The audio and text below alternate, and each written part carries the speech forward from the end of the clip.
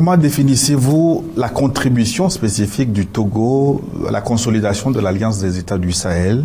Considérez-vous le Togo comme un partenaire stratégique de cette nouvelle architecture, bien qu'il ne soit pas membre de l'AES? Le Togo est un pays, en tout cas je tenais à remercier beaucoup le peuple togolais et leurs autorités. Je peux dire que le Togo est un partenaire plus que stratégique. Moi je ne parle pas de partenaire stratégique, je parle de pays, de frères. Parce que lorsque des gens cherchent à vous étouffer, à vous tuer, et qu'un frère peut vous aider, je pense que la fraternité ne dépasse pas cela. Et pendant des moments difficiles, le Togo a toujours pris sa position. Et jusqu'à aujourd'hui, le Togo a sa position, sa ligne de conduite qui soutient l'AES. Et donc c'est un pays frère, c'est plus qu'un partenaire. Voilà ce que je peux dire. Et le Togo a posé beaucoup d'actes, que ce soit sur le volet économique à travers donc, la route maritime, certes, mais même dans le volet de la défense.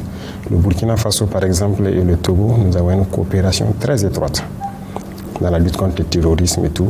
Et ça, il faut s'en féliciter. Nous sommes au-delà de ce que les gens peuvent imaginer, je le disais souvent. Aujourd'hui, les deux armées, les réponses les unes envers les autres et les planifications ne sont plus au niveau étatique. Ce n'est pas comme avant quand un avion au Burkina doit intervenir ou bien un avion togolais doit intervenir. Il faut qu'on appelle jusqu'à la présidence, avoir les autorisations de traverser les frontières. Non, c'est au niveau local. Ce n'est même pas l'état-major, c'est carrément au niveau local. Donc les forces cohabitent et tout. Donc vous voyez que c'est un partenariat exceptionnel. C'est de la fraternité, c'est tout ce qu'on demande. Et ce partenariat s'est renforcé, peut-être sans doute avec l'extradition de l'ancien président Paul-Henri Sandaogo Damiba. Oui, renforcer, c'est trop dit. C'était déjà fort.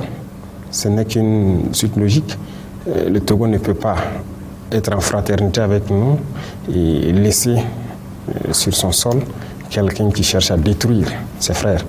Donc, c'est nous qui avons souhaité donc, que le Togo le garde depuis longtemps. Sinon, ça n'a pas commencé maintenant. Mais à un moment donné, avec des preuves assez accablantes, donc les autorités togolaises ont décidé de le renvoyer pour qu'il ne soit pas un obstacle à notre avancée. Donc ça aussi, c'est à saluer. Vous l'avez déjà rencontré depuis son extradition, en tête à tête? Pourquoi? Non, je n'ai pas à le faire. Il est entre les mains de la justice, il entend des fonds tout, et je ne l'ai pas fait.